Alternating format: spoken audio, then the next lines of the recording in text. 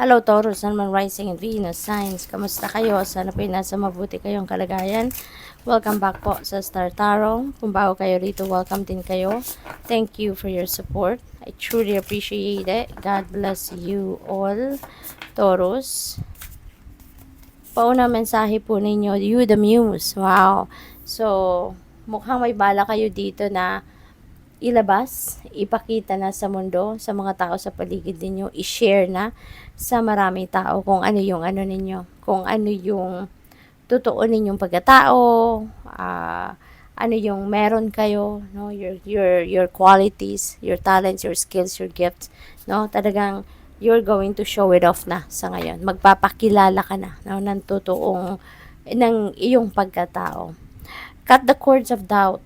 Ayan. Kasi nga naman, di ba, yung mga pagdududa na yan, depende yan sa inyong sitwasyon. Ano? Maaring pagdududa yan sa sarili ninyo, pagdududa sa mga naiisip ninyo, sa mga plano ninyo, sa nararamdaman ninyo, sa conviction ninyo, pagdududa sa tao, pagdududa sa person ninyo, or kung kanino man, or pagdududa sa kakayanan ninyo. So, depende sa inyong sitwasyon. But definitely, regardless kung ano man ang pinagdududahan ninyo rito, doubt in itself is not going to give you a good outcome sa buhay.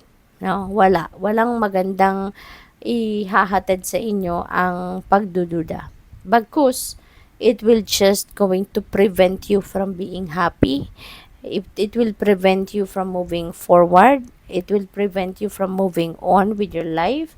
It will prevent you from being successful. Diba? At marami pang iba. Marami pang magagandang bagay ang pwedeng mapigilan kang ma-experience yon dahil sa iyong mga doubts. Kaya, maaari kasi sa ngayon, kaya may message kayo na cut the cords of doubt because maaaring nagmamanifest na yon sa maraming bagay sa buhay ninyo.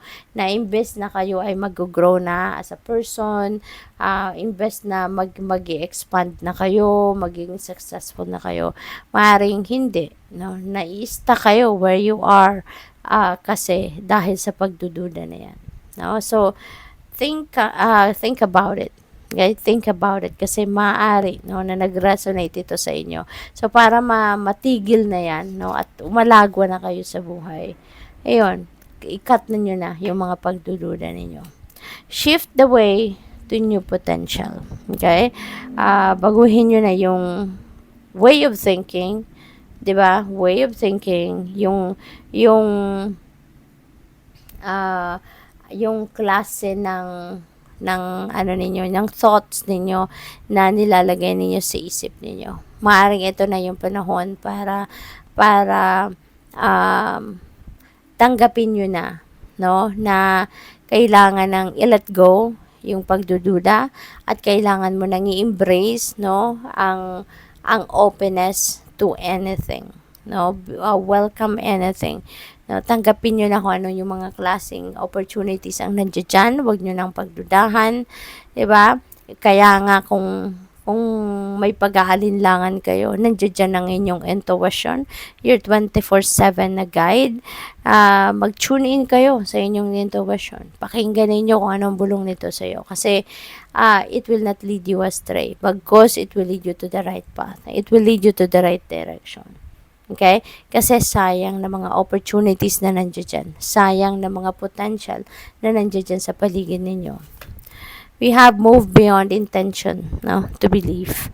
Ayan. So, maaari, no, na ngayon, magte-take action ang iba sa inyo towards realization of your intentions.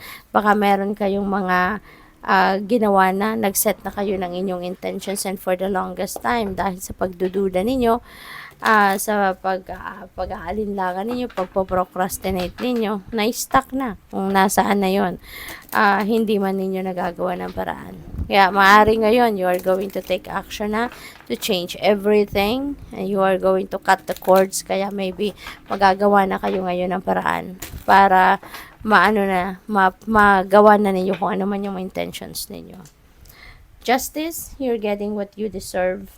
No, kung anong para sa iyo, yun ang marireceive mo sa ngayon. So, which is good. At this is also about karma. No? Kung ano man yung ginawa ninyo in the past, no? Yun din ang babalik sa inyo sa ngayon. It will come back. And the balance, no, will be back in your life as well. Kaya magandang simula ito na unti-unti magiging organisado ng muli ang buhay mo, unti-unti magiging maayos na ang buhay ninyo. We have Ace of Swords. Ayan. So, dito sa Ace of Swords, this is victory energy. This is success energy. Kaya meron kayo dito pagtatagumpayan. Meron mga problema kayong mapagtatagumpayan, masusolusyonan. Meron kayong mga trabaho, projects na magsasucceed na kayo, no? Matatapos mo na, maa-accomplish mo na something like that. Kaya good luck sa iyo kasi you're heading towards a new beginning dito.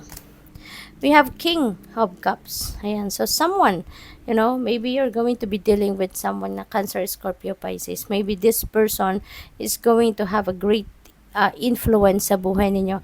Baka ito yung taong laging nasa likod ninyo, no? Laging sumusuporta sa'yo, laging na tumutulong sa'yo, laging nag-a-advise sa'yo, siya yung nagpapalakas ng loob mo, and maybe that person is nandiyan na naman siya sa'yo para tulungan ka at gabayan ka. 9 of Wands. Ayan, don't give up. Okay? Don't give up. Kahit anumang problema ang dumating, kahit anumang obstacle ang dumating sa buhay ninyo, huwag ninyong susukuan. Don't give up kasi that is not an option. Diba? Kung pagod na kayo, magpahinga lang. Okay? Once na nakapagpahinga kayo, you get back to your center, then balikan ninyo kung ano man ang inyong ginagawa. Okay? Ipagpatuloy ninyo. Kasi ano man ang mangyari, no? Makakarating ka pa rin sa paroroonan mo and you will succeed. Tiyaga-tiyaga lang. Okay? At konting tiis. So, good luck. Thank you for watching. Love and light. Namaste.